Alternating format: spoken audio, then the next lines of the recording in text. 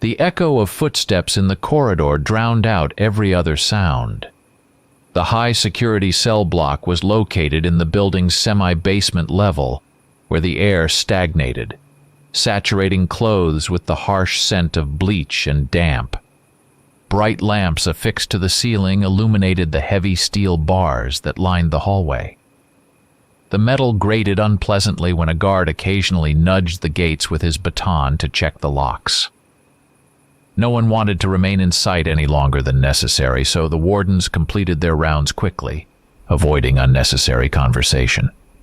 In the far corner cell sat a man convicted of multiple murders.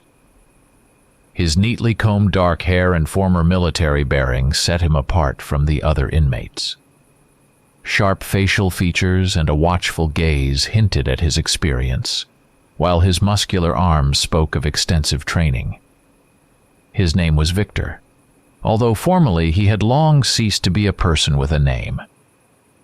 At the mere mention of his number, the guards would adopt a threatening tone, aware that it was best not to approach him without good reason. That day, a tense atmosphere seemed to permeate everything. A group of inmates had just returned from their exercise break when an aggressive shout rang out from a nearby cell. Before long, the clanging of metal indicated a violent confrontation. Victor raised his head from where he sat on a narrow bunk. He disliked unnecessary movement, but the commotion suggested something was happening that could disrupt the usual order.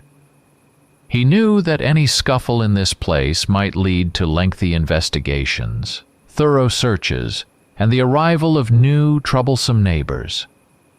Victor didn't care about events outside his cell unless they affected him directly.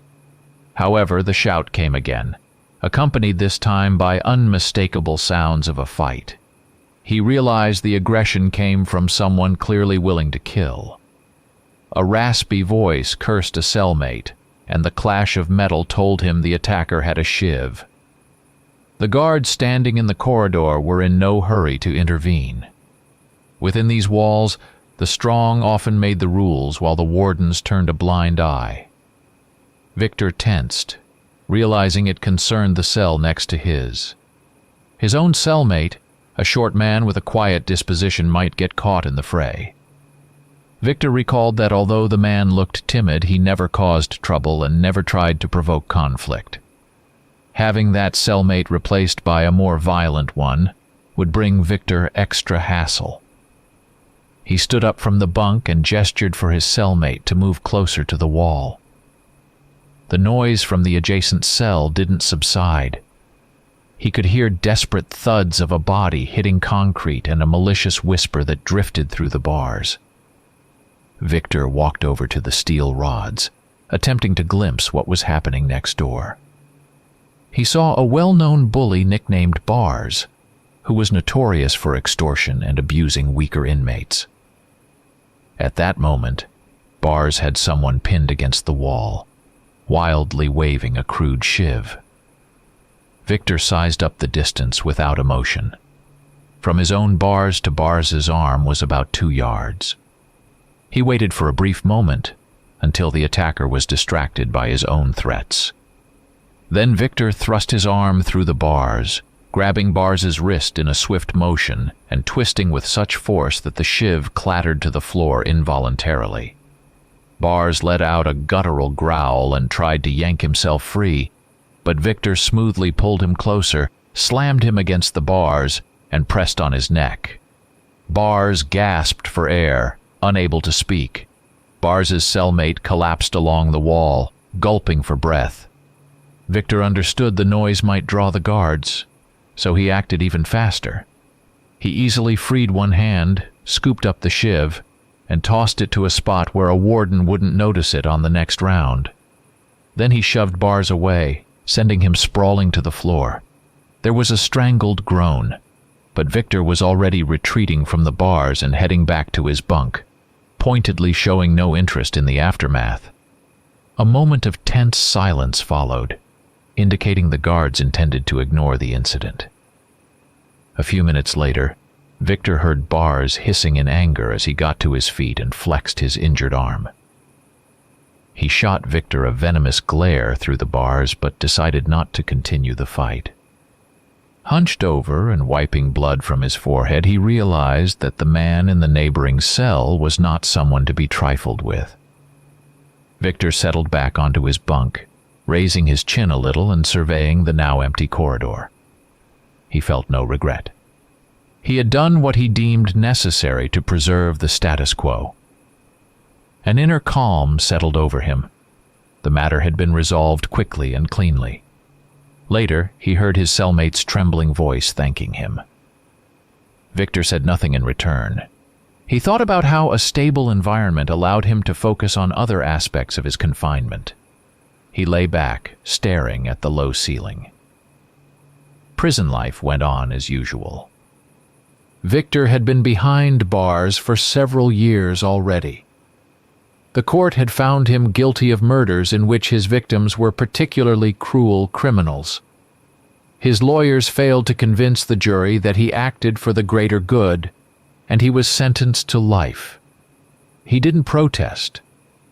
The system did not forgive vigilante justice, and he had made peace with the outcome.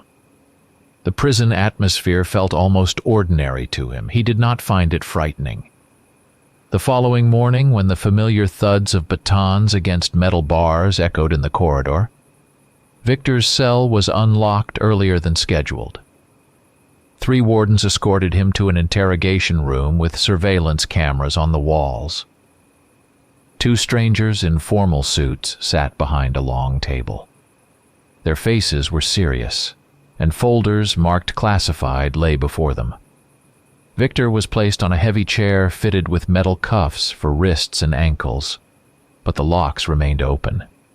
One of the visitors, a man with a thin mustache and a stern gaze, motioned for the guards to leave.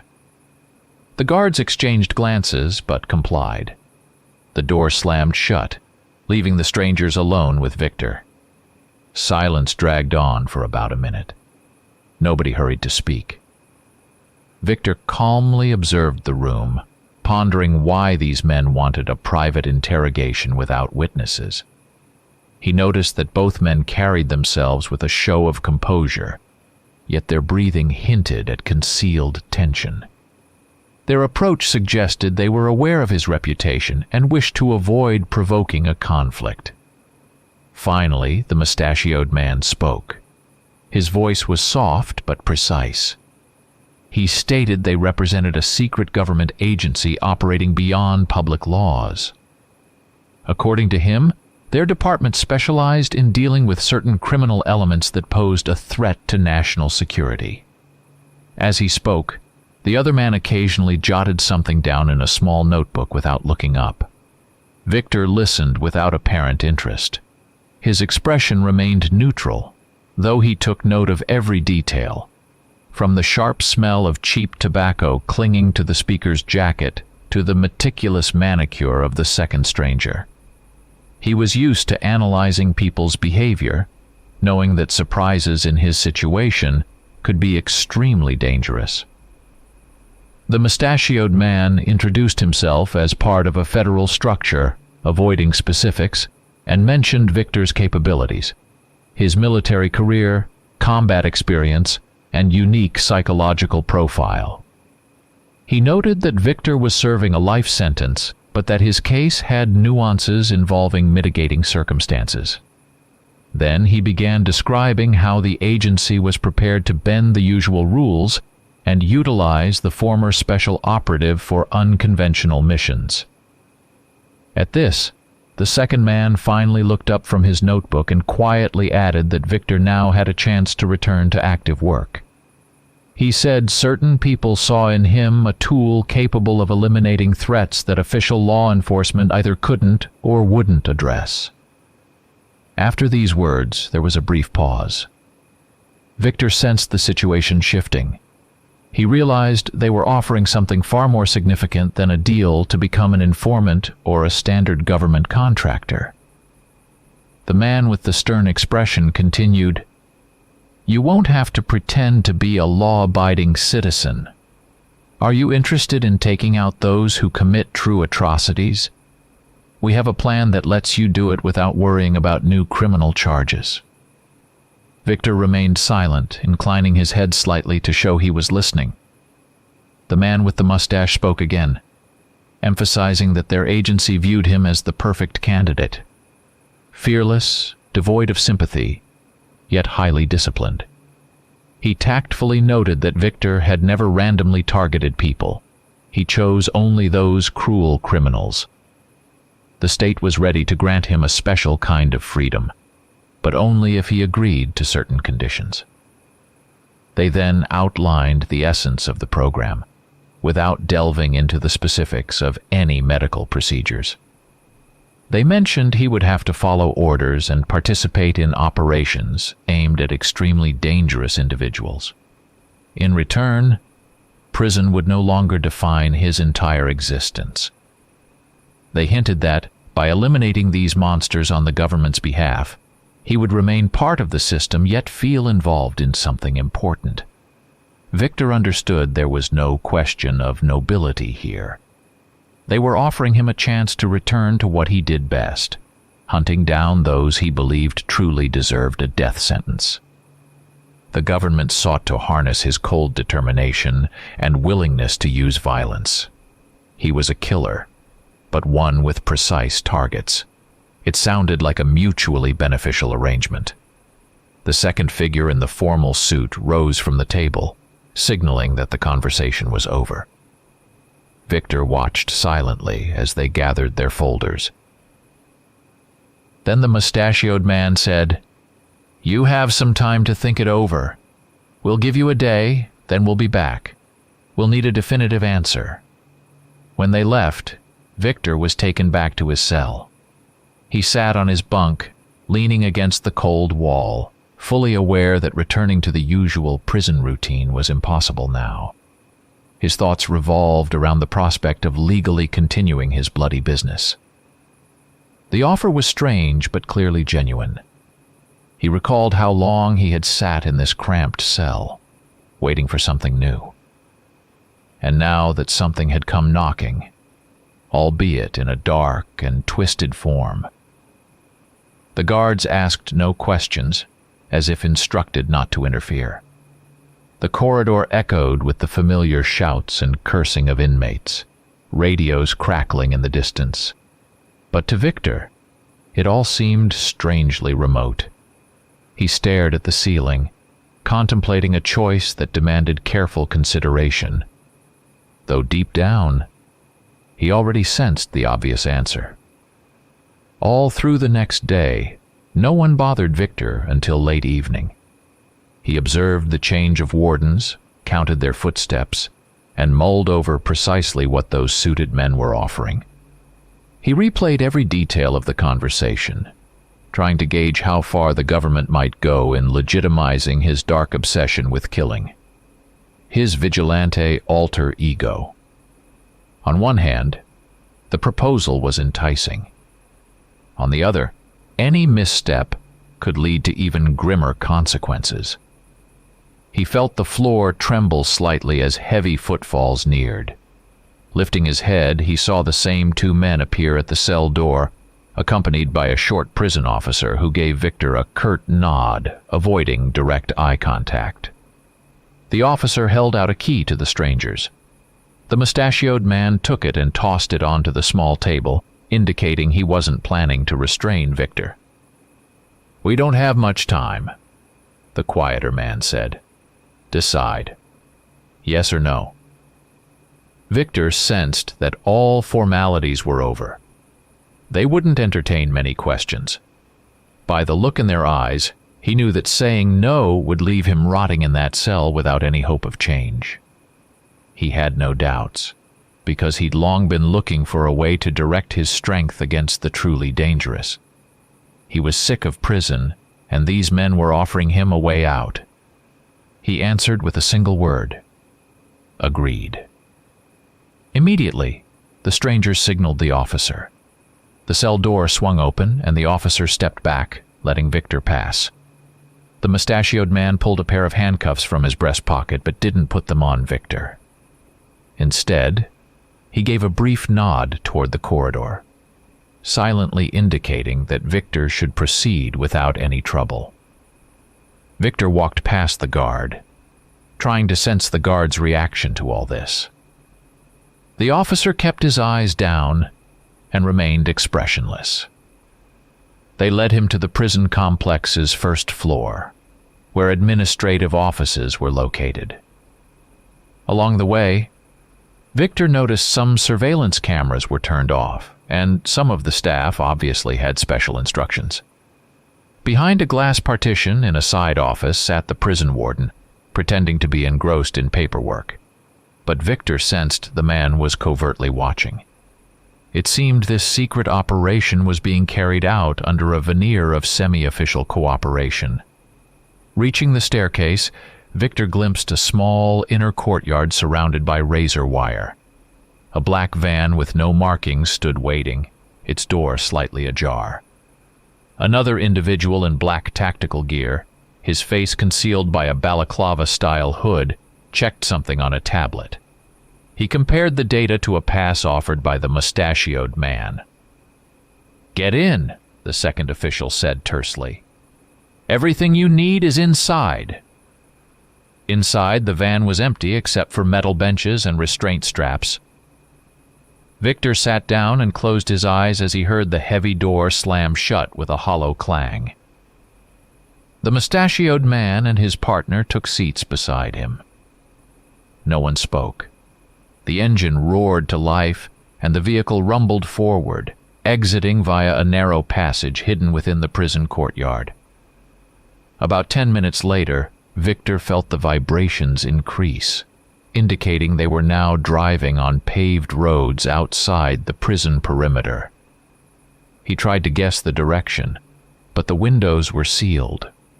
The rattling over bumps suggested they were traveling somewhere beyond city streets. Then the van made a sharp turn and picked up speed, as though heading away from populated areas.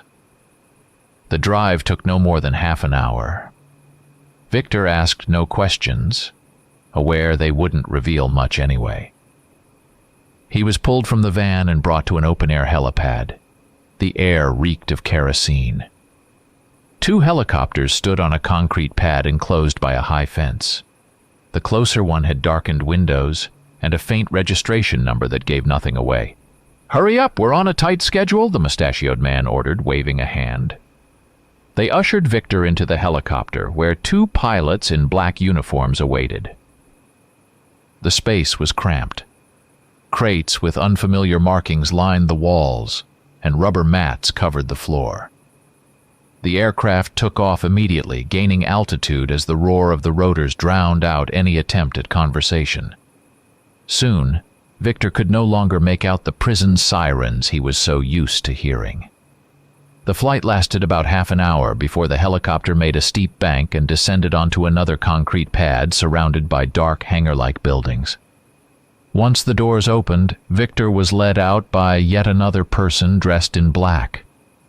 Inside a long building, the corridors were dim, lit by narrow fluorescent fixtures.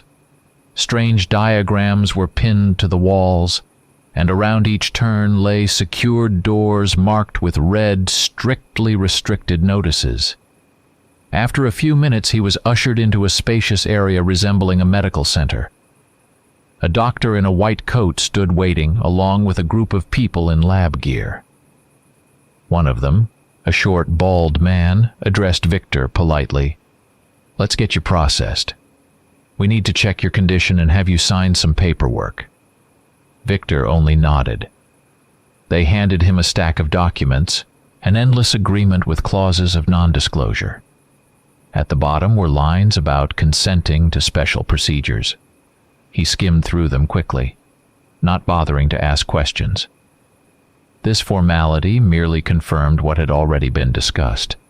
He knew how to be compliant when it served his interests.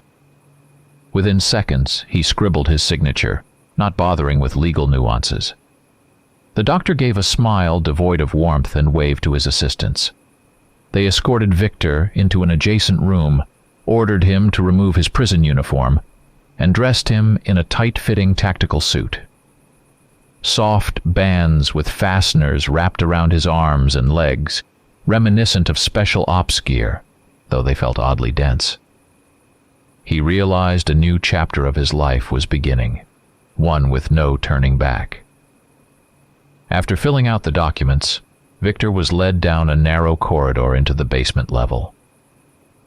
The air there was cold and carried the mingled smells of disinfectants and something more organic.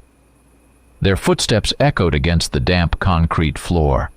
Along the way, they passed locked steel doors with tiny grated windows. Strange sounds emanated from some of them: groans, growls, the clinking of chains. The corridor was lit by sporadic lamps shielded by metal grates, casting chaotic stripes of shadow. With each step, Victor felt the tension rise. The man in black walked stiffly ahead, and someone else followed close behind, preventing Victor from stopping or turning away. After several twists and turns, they reached a more expansive section of the basement. Rows of cages flanked both sides, each holding wild animals: lions, tigers, wolves, gorillas. Some paced restlessly. Others lay motionless, a few uttering subdued calls.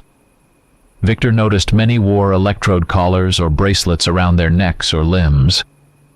Clearly these creatures were part of experiments he knew nothing about. Further on, separated by glass partitions, were unconscious human subjects. Their bodies were connected to IVs and monitors, while figures in masks and white coats murmured among themselves. Victor heard muffled screams from a neighboring area, presumably an operating room. The stench of antiseptic and blood assaulted his nose. "Move along," his escort said quietly, gesturing toward a massive door. Victor complied, entering a corridor partitioned by steel barriers labeled with signs such as Experiment #7, Testing Zone, Isolation Unit. Behind one door came frantic screams. A partially pulled curtain revealed a brightly lit operating table. A person lay there with limbs strapped down, while doctors in strange protective visors worked feverishly. Victor glimpsed a dark fluid dripping onto the floor, but turned away when one of the assistants glanced at him. Farther on was a row of longer compartments, each holding creatures that were anything but normal animals. Their bodies appeared as hybrids of human and beast, some with fur on their chests and arms, others with elongated limbs or raw, sutured wounds. Victor realized these were the results of monstrous experiments, and the scale of this project was beyond his wildest imaginings. His escort led him to a door labeled 11/7, and stated curtly, "This is your spot until further notice. Wait here." The room inside was dim. A single overhead lamp flickered, casting faint light on the walls. The floor was rough, and dark stains marked the corners. Victor guessed they had already housed test subjects in this space. In the center stood a sturdy bed outfitted with straps and metal rings for restraint. Several pipes protruded from the wall, adapted for delivering various fluids. A sharp medicinal smell hung in the air. On a small table in the corner lay needles, syringes, and a few unlabeled ampoules. Once the door clicked shut, Victor found himself alone. He glanced around and felt a strange sensation. This place did not resemble a conventional special facility. It looked more like a hybrid between a laboratory and a prison, where humans and animals alike were used as material for inhuman experiments. He felt no particular fear. Pain had never frightened him. But he understood that everything here was on a different scale. They hadn't brought him in to join a frontline squad. It seemed they intended to transform him. He sat on the bunk, which felt cold through the thin fabric of his suit. In the distance, he still heard faint screams and groans, periodically drowned out by the hum of unknown machinery. It was clear they planned to experiment on him in a manner similar to what he had already glimpsed behind the glass partitions. After some time, the observation panel on the door slid open, revealing the face of a masked stranger who studied Victor's expression and then disappeared. Moments later, 2 assistants in white suits entered. They gave no explanation for their visit, simply wrestled Victor down and injected him with something. He did not resist, accepting this as part of the deal. Open defiance now would only complicate his future. The drug acted swiftly. Victor's body went numb, his muscles seized by sudden weakness. The assistants removed his shoes, bound his hands behind his back with thin straps, and dragged him somewhere down the corridor. His vision blurred. Through fleeting breaks in consciousness, he caught sight of more doors and heard distant voices commanding, "Careful with him. We're moving him onto the operating table now." A recurring thought flitted through his mind. He had agreed to something he knew too little about. He came to in a different room. A bright light assaulted his eyes as he tried to turn his head. A cold metal band encircled his forehead, fixed by several bolts. Doctors in masks fussed with a panel from which tubes snaked to his forearms and neck. Victor could barely understand their words, but recognized references to hormonal correction, immune suppression, and a predator DNA mix. It felt as though his body was filling with heat, his heartbeat growing unnaturally heavy. The atmosphere in the room was devoid of sympathy. The hum of machinery and the odor of chemicals merged into a stifling pressure. Victor did not scream. He had endured too much pain in life to show emotion freely. The medical staff swapped IV drips and syringes filled with new compounds, constantly monitoring the devices. Spasms racked his muscles, tightening the straps. At some point he lost track of time. Pain became a constant backdrop, and consciousness flickered in and out with no sense of hours or days. Occasionally he glimpsed people talking about Experiment 11/7, describing a volunteer, an ex-military criminal, serving as a test subject. In those blurred intervals he saw a blood-smeared operating table, brightly labeled syringes, and blazing lamps above him. Cold sweat trickled down his brow. Once, as the pain peaked, he let out a savage roar without even realizing it. One of the assistants flinched, but the doctor merely nodded and ordered more sedatives. The air felt saturated with chemical fumes. Metal walls evoked a claustrophobic maze. By the time they returned him to cell 11/7, Victor was too weak to stand. He collapsed onto the bunk with a muted groan, body aflame as though consumed by fever. His head pounded, veins seemingly on the verge of bursting. He had no idea what changes were set in motion, but he knew he was no longer the same man who had once sat calmly in a prison cell. When Victor opened his eyes again, he noticed a slightly brighter light overhead. He had no way of knowing how much time had passed. Slowly, he pushed himself upright, every joint aching. Pain radiated everywhere, in his bones, muscles, and spine, as though his body was resisting some foreign element seeping into his tissues. Shaking his head to clear the haze, he noticed a bowl of food near the door, some sort of strange soup and a piece of bread with no utensils provided. Rising on unsteady legs, he realized his muscles felt denser. His stamina had improved, though each movement echoed with pain in his skull. He took a sip of the soup, barely stifling a retch at the metallic taste, yet his body demanded sustenance. The bread was stale, but he forced it down, aware he would need the energy. Suddenly, the door swung open. The same doctor in a white coat he had glimpsed in the operating room entered, accompanied by 2 guards armed with stun batons.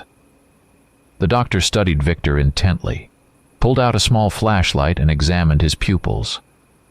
"Your pulse is elevated," he remarked impassively. "Side effects are as expected." Victor stood there, his pain-ridden muscles tense. His mind had already adapted to constant suffering, accepting it as a dull backdrop.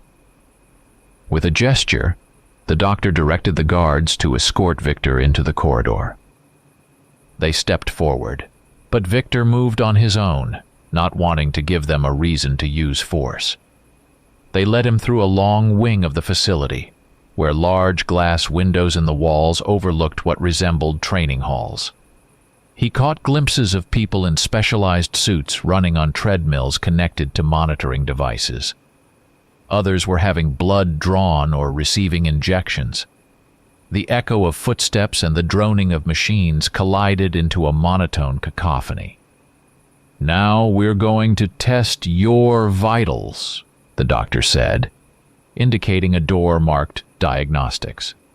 Inside was a spacious area fitted with various exercise machines, heart monitoring equipment, and scanners that resembled medical imaging devices.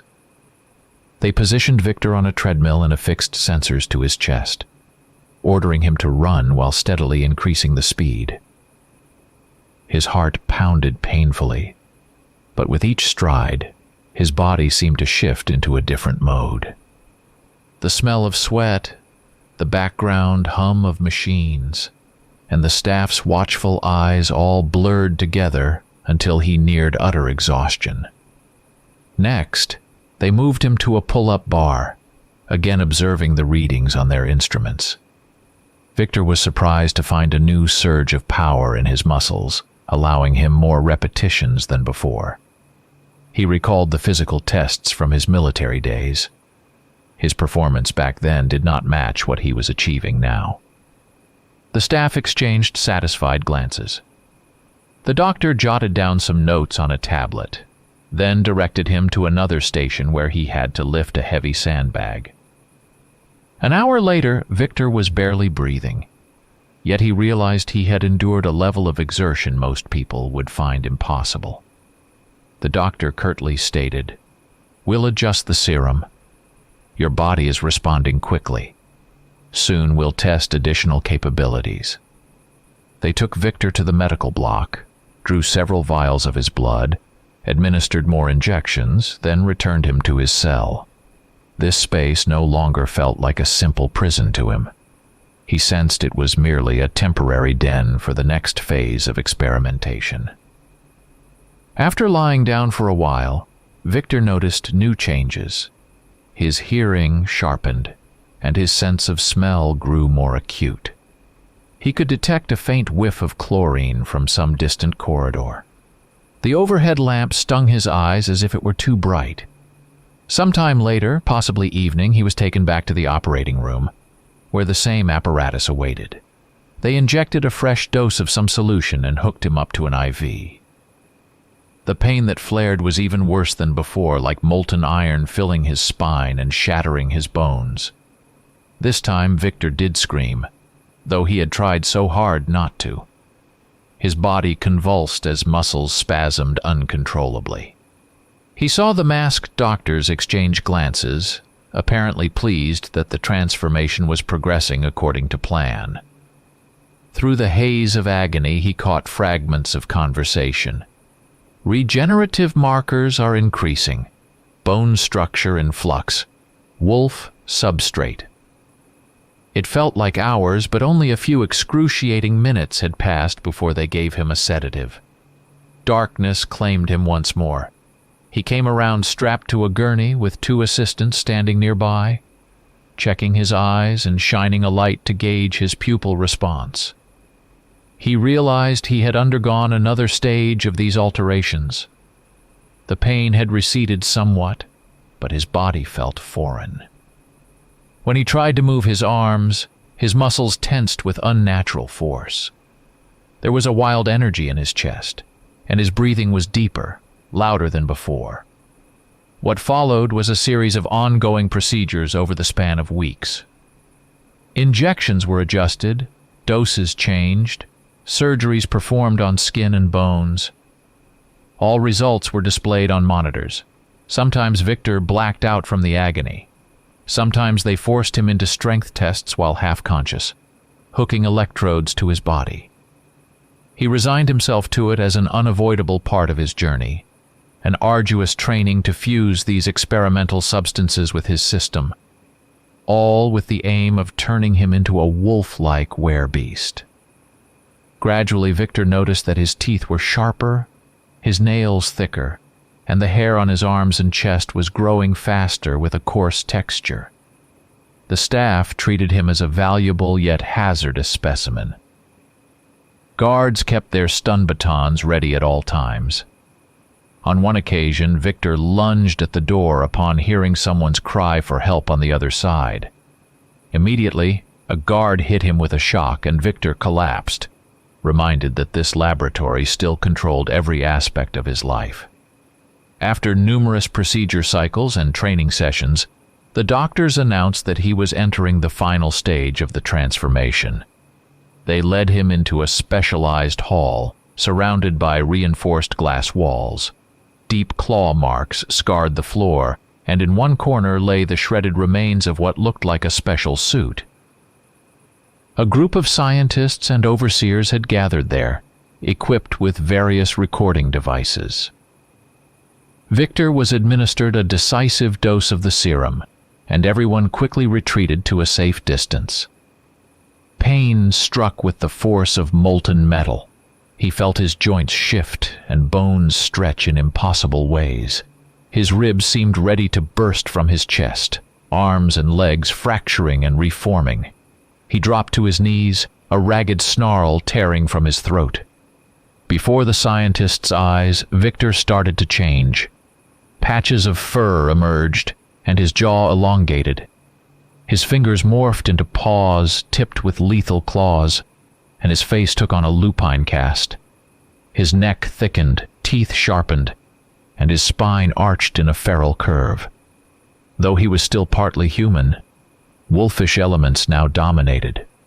Animalistic power coursed through his veins, manifesting in each movement. He roared, a sound so powerful it made the speakers in the hall crackle. Panting heavily, Victor fought to maintain a shred of sanity. He saw the scientists scribbling notes and exchanging satisfied glances. Clearly, the experiment was a success. Devices resembling flamethrowers were aimed at him from multiple sides, releasing jets of some kind of gas.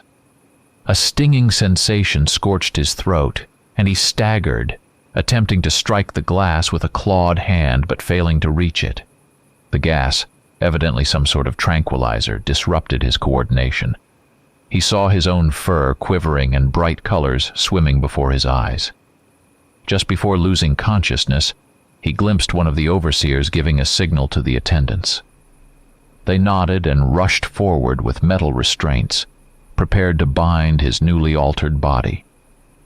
A prolonged pain slowly ebbed into an all-encompassing fatigue. Victor lay on a hard bunk in a dimly lit cell, recalling the recent surgeries when his body felt alien, turned inside out. They had pumped countless substances into his veins to bolster the beastly genes. He did not know their exact nature, but he understood each one was meant to enhance his animalistic side. The main experimental phase had ended. The lab was no longer filled with the piercing screams that had followed him down the corridors to the operating table. The doctors declared he was entering a period of testing and honing his new abilities, along with a phase to assess final results. Victor accepted it as necessary. Since he had agreed to the transformation, he had to prepare for the role the government had assigned him. Early one morning, masked staff entered his cell and led him into a large, gym-like hangar. Concrete walls were lined with workout equipment and tables fitted with monitors. Victor noticed that some of the devices had screens showing real-time readouts of heart rate and blood pressure. Then they placed him in solitary confinement, forcing him to go without food or sleep for an unspecified length of time. He sat on the cement floor, listening to the ticking of a single overhead lamp. Gradually, a searing hunger developed in his stomach, yet he remained motionless, fully aware that this too was part of their experiment. He waited to see how his altered body would cope with hunger and dehydration. Many hours passed. It was difficult, but his mind stayed relatively clear. Towards the end, his vision blurred slightly. Finally, a guard entered and offered him water. Even under such stress, Victor felt no real despair. The doctors returned, recorded their findings, and exchanged satisfied looks. Later, they injected him with yet another dose of serum. According to the medical staff, this one was the last and most critical, meant to lock in all the changes induced before. They took Victor to a separate chamber with opaque walls. He expected pain, but had no idea just how excruciating this next transformation would be. As soon as the solution hit his bloodstream, his bones felt like they had been filled with molten metal all at once. He dropped to all fours, knees buckling. His spine contorted, muscles quivering as they tore and reformed.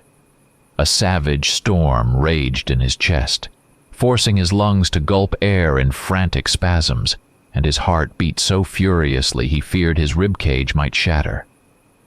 For an instant, his vision dimmed, then returned, sharpened.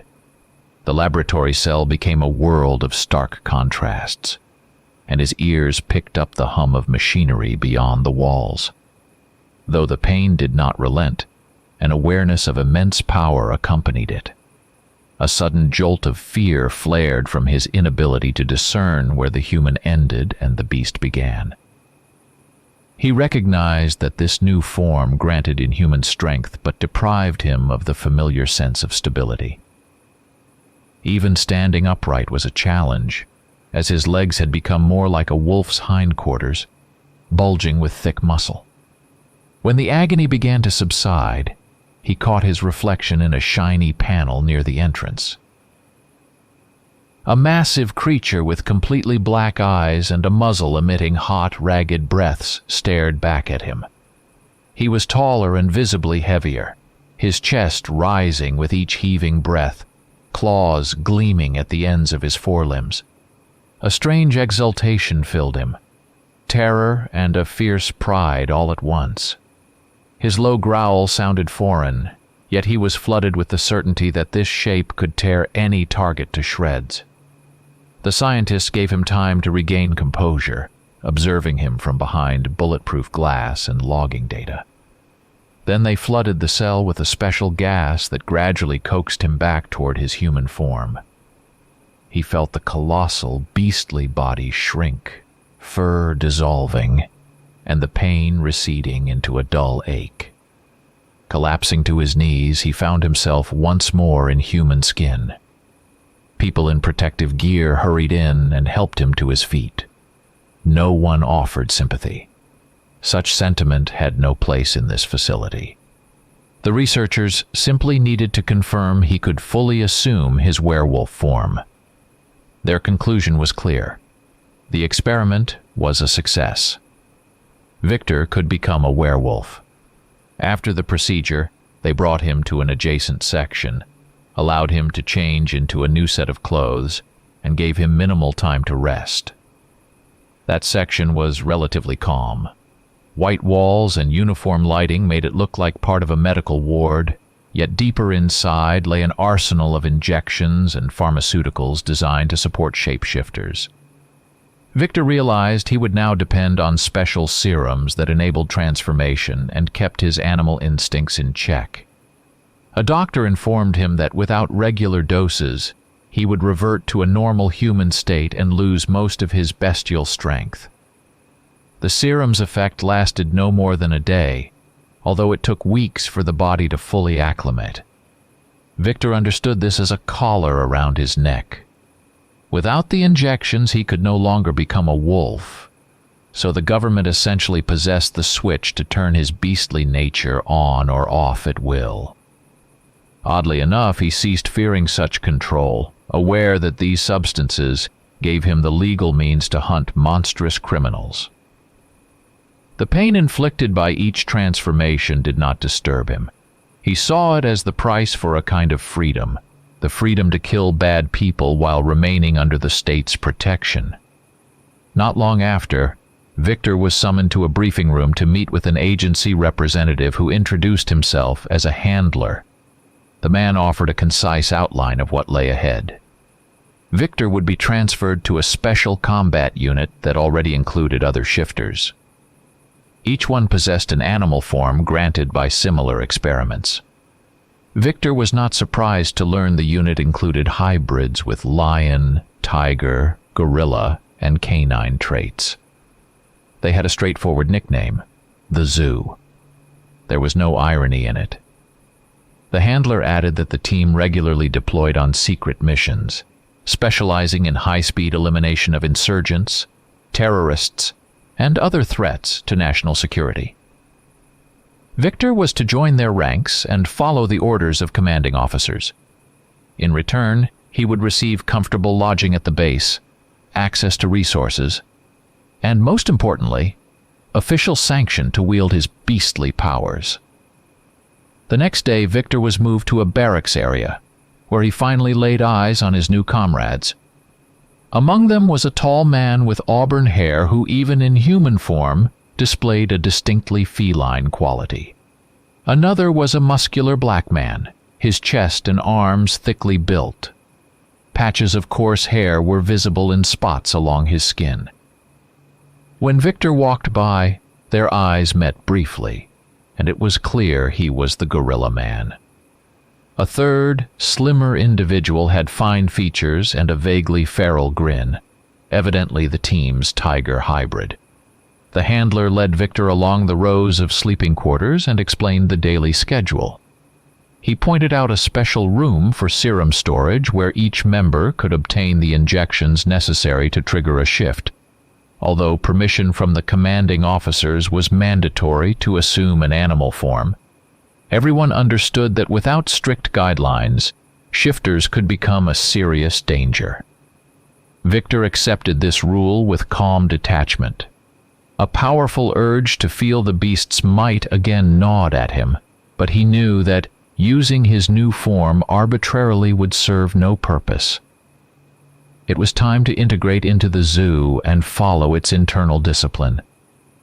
Everything resembled life in a military unit. The same early wake-up calls, the same lineups, yet with one major difference. None of these soldiers were ordinary humans. During a short orientation briefing, their commander, a lion hybrid man with a neatly trimmed mane, stated that their animal nature must always serve the operation's objectives. Victor realized he had found the perfect place for himself. Here he was allowed to kill. His beastly nature was officially acknowledged as a tool, and the government showed a keen interest in it. Over the course of a few weeks, Victor fully settled into the ranks of the zoo. The fighters wore standard uniforms in daily life, yet each displayed distinct animal traits. Their training was overseen by instructors and scientific personnel who documented every detail. Initially, sessions were individual. Medics and officers assessed Victor's combat skills in human form, evaluating his agility, speed, and marksmanship. Later, they made him take the serum and shift into his half-wolf form. That was when they tested his physical strength, reflexes, and resistance to injury.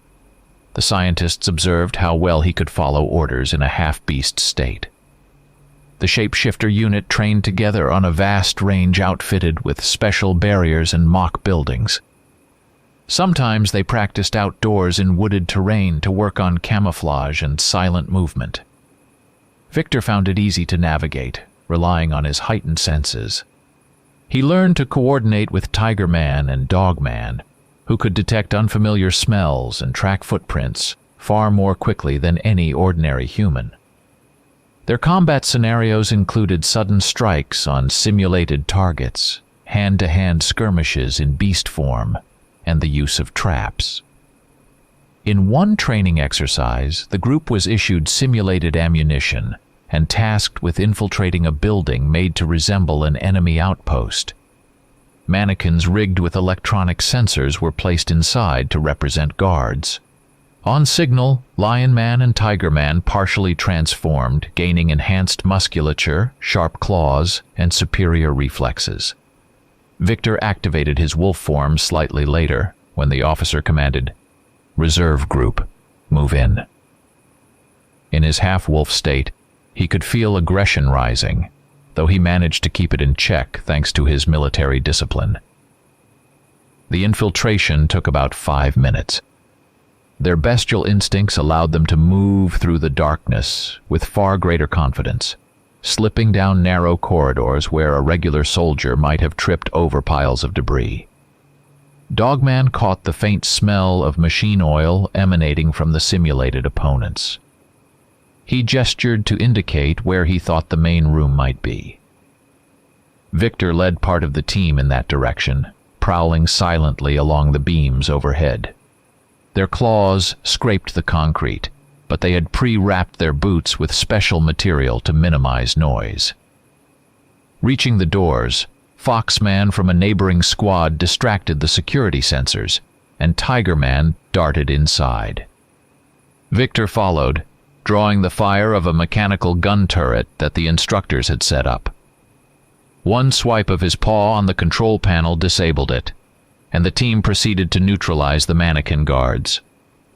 Such exercises took place regularly, intended to teach the shapeshifters to operate in beast form without hindering one another and while adhering to a unified strategy. They also had other kinds of drills: hunting in dense forests, clearing tight tunnels, and underwater endurance tests. Victor noticed that Lion Man specialized in frontal assaults, Tiger Man excelled at stealth maneuvers, and Dogman functioned as an exceptional tracker. Gorilla Man, with his destructive power, was adept in close combat.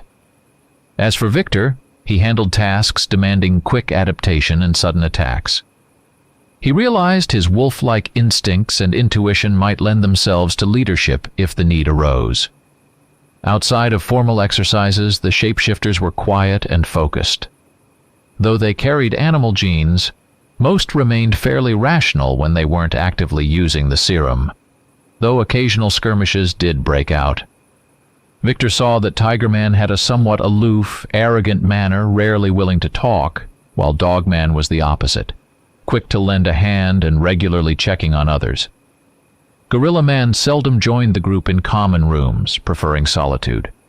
Victor largely kept to himself, speaking only when necessary.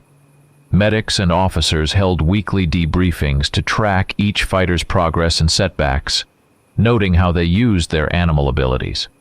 Sometimes the scientists intervened, adjusting an individual's serum dosage to rein in excessive aggression or boost endurance. On a few occasions, someone's animal side took over entirely, throwing them into a frenzy.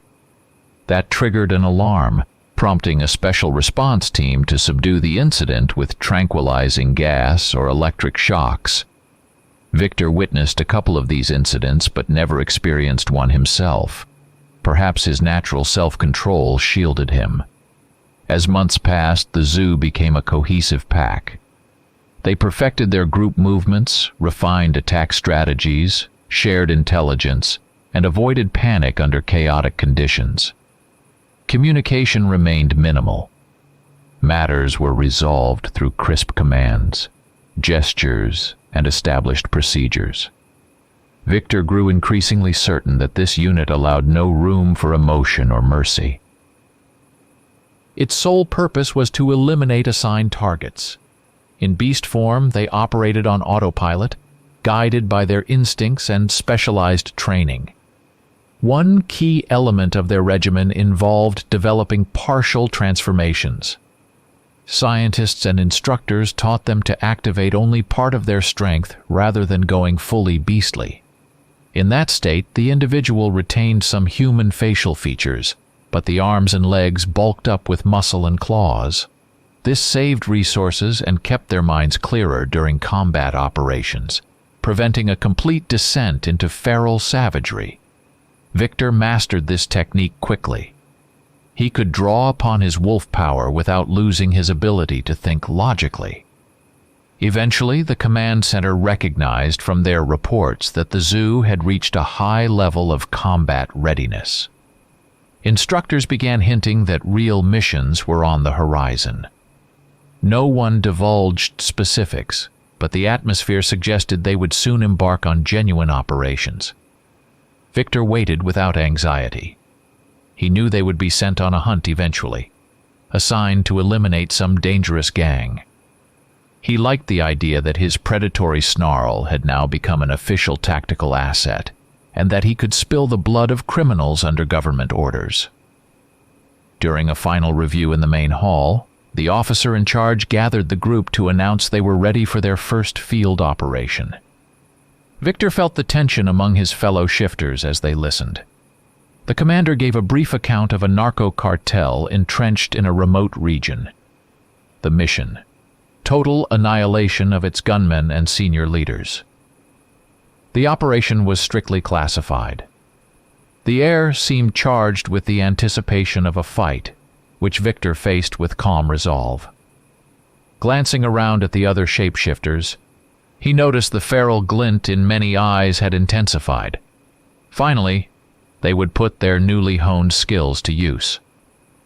That night, the zoo boarded a cargo plane converted into a stealth transport. Inside were seats fitted with harnesses and metal crates of serums stacked against the walls. Victor watched Dogman drift off for a brief nap, slumped against the cabin wall, while Tigerman paced restlessly, double-checking his gear. Lionman consulted with the officers, who were busy receiving last-minute updates from ground intelligence. They all wore the same tactical gear: light body armor, masks, knives, and firearms, but their true weapons were their animal forms. Before dawn, the plane touched down on a hidden landing strip in mountainous terrain, about 2 miles from the target. The pilot relied on night vision equipment because the cartel had lookouts. When the rear ramp dropped, a blast of cold wind swept in. Victor glanced at the stony ground below. It was nothing more than a narrow emergency airstrip surrounded by sparse trees. Dogman immediately sniffed the air, pinpointing the direction of the cartel's compound.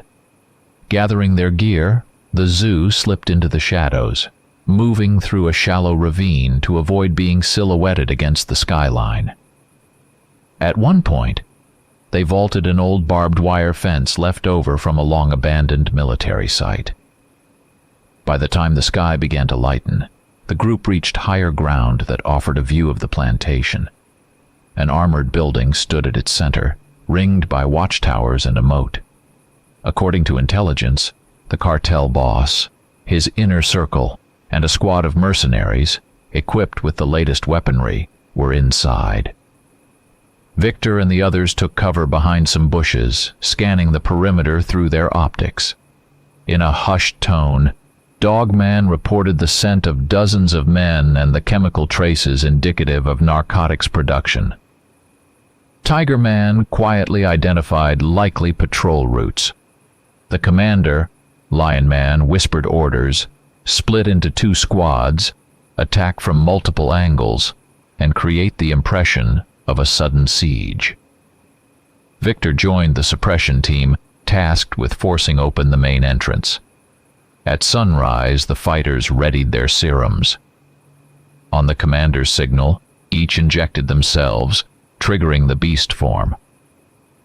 Victor exhaled as heat surged through his veins. The deep ache in his bones was shorter-lived than in earlier trials. His body had largely adapted. Fur spread over his arms and back.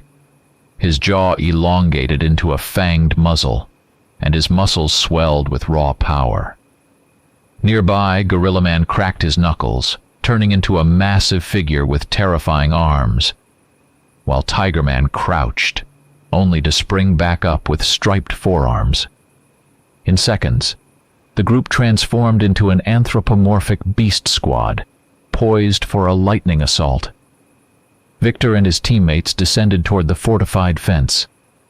An alert guard vacated the closest watchtower seconds before the shapeshifters arrived, narrowly preventing an early alarm.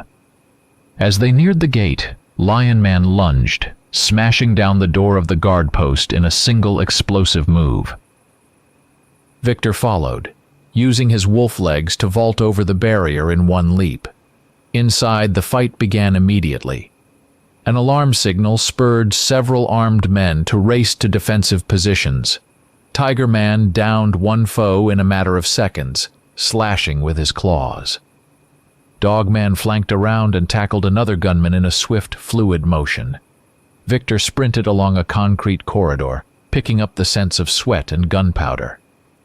Turning a corner, he came face to face with two mercenaries who opened fire. Bullets ricocheted off the walls, and a few grazed his flank, but Victor tore the weapon from one man's hands with a powerful grip and sank his claws into the throat of the other. Blood spurted as the man collapsed. The squad pressed deeper, unleashing beastly fury on the guards. Gunshots, the rattle of automatic fire, and the shapeshifter's snarls echoed down the halls. Around a corner, a fierce shootout erupted. Gorilla Man smashed through the enemy's ballistic shield, but suddenly got hit by some unknown projectile. A loud explosion rang out, and greenish smoke billowed from the corridor. Gorilla Man dropped to his knees, gasping desperately, then fell still. Victor caught a glimpse of his comrade's bloodied body and realized he was gone for good. He felt no grief, only annoyance that the enemy had discovered a way to kill even a tank-like hybrid. Enraged, Lion Man charged toward the source of the blast, ripping apart the gunman carrying the green charge launcher in a single swipe. Seeing that they were up against something more than a standard special ops team, the cartel's ranks panicked. Many tried to flee. Still, some pockets of resistance remained. The group kept clearing the compound floor by floor, leaving wounded and dead behind. Fueled by a cold adrenaline, Victor located a room where the cartel boss and a few of his henchmen were holed up. One of them opened fire with a handgun, but Victor flung him into a wall. The boss tried to beg for mercy, yet Victor stepped forward and squeezed his neck with clawed fingers, feeling the man's slippery skin. He choked and went limp. Victor felt no remorse. He was simply completing the assignment they had given him. With the leadership taken out, many of the remaining gunmen tried to surrender, but the zoo showed no mercy. The order was to exterminate every member of the cartel, permanently shutting down their operation. By morning, the entire site had been reduced to rubble. They destroyed most of the buildings, burned the warehouses, and cleared out the underground bunkers rumored to contain tons of chemicals. Gorilla Man lay where he had fallen, his blood staining the concrete. With a quick glance, Lion Man confirmed that he hadn't survived. Victor offered no consoling words. He simply noted that the cartel possessed a lethal weapon, capable of killing even a giant like Gorilla Man. A cold anger stirred inside him, a quiet sense that a powerful force had supplied the enemy with this weapon. Yet the mission did not require a deep investigation into its origin. Their sole task was to wipe out the cartel, and they had done so. By early morning, the base was in ruins. The zoo awaited aerial backup to evacuate the bodies and retrieve evidence. Victor, still in beast form, perched on a broken slab of concrete, waiting for the final sweep to finish. Once the helicopter landed, the group moved a safe distance away and injected themselves with the antidote, reverting partially back to human form. No one offered congratulations. They all knew Gorilla Man's death resulted from some unknown factor overlooked in the plan. Even so, their primary objective was accomplished. The cartel was finished.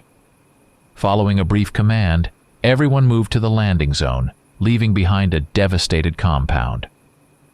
Victor glanced over his shoulder at the ruins, catching the acrid smell of gunpowder and scorched metal. He remembered the green chemical charge the enemy had used, and it gnawed at him, though outwardly he showed no sign of concern. After returning to base, the zoo underwent mandatory medical checkups. the doctors showed no particular surprise over the fatality. In such operations, casualties were seen as part of the risk. Everyone except Gorilla Man returned with minor injuries. The next day, a debriefing was held in the briefing room. All the surviving fighters, their handlers, and the science teams attended. Projected on a screen were images of the destroyed cartel compound, diagrams of guard posts, and reports on the number of killed gunmen. The officer in charge, speaking tonelessly, informed them that the government was satisfied with the outcome. The cartel was completely obliterated and its supply lines severed. He then highlighted tactical errors, including the lack of coordination on one flank that allowed the enemy to use that mysterious green explosive. The medics added that the substance had entered Gorilla Man's lungs and caused rapid tissue breakdown. Victor sat at the table, listening to the handlers conclude that they must minimize such losses in future missions. He noticed that the command didn't want to elaborate on the nature of that strange compound. Nobody asked a direct question, and the briefing officer quickly wrapped up the meeting, emphasizing that the zoo had fulfilled its main task and would soon face new ones. As people filed out, Victor remained near the table, gathering his notes. Soon the lead handler, a lean man with a scar across his cheek, approached him. He invited Victor into a small side room without windows, lined with file cabinets and restricted access terminals. "You want to know how the cartel got that weapon?" the handler asked quietly. Victor didn't reply outright, fixing the man with a cold stare and waiting for an explanation. The handler continued, openly admitting that the government had tested certain antidotes on the zoo, but also passed them along to the cartel, substances capable of harming shapeshifters. It turned out not all high-level officials trusted the monsters they themselves had created, even if these creatures served the state. The authorities wanted a fail-safe, a way to keep the shapeshifters in check. Someone within the ministry had evidently allowed this material to fall into criminal hands to see how the creatures would react in a real battle. Victor absorbed the information without shock. In a world where such experiments had become reality, there was no room for naivete. The government gave him the right to hunt, but always kept an option in reserve to stop him. The handler added that this practice would continue. If the shapeshifters ever posed a threat to their creators, they would be neutralized. "Does that bother you?" the handler asked, without a hint of sympathy. Victor shook his head. It made no difference to him, as long as they let him kill genuinely vile people. He felt no fear. He understood that no power could ever be absolute, and that the government could switch him off if they needed to. All that mattered was the sanctioned violence that fed his predatory instincts.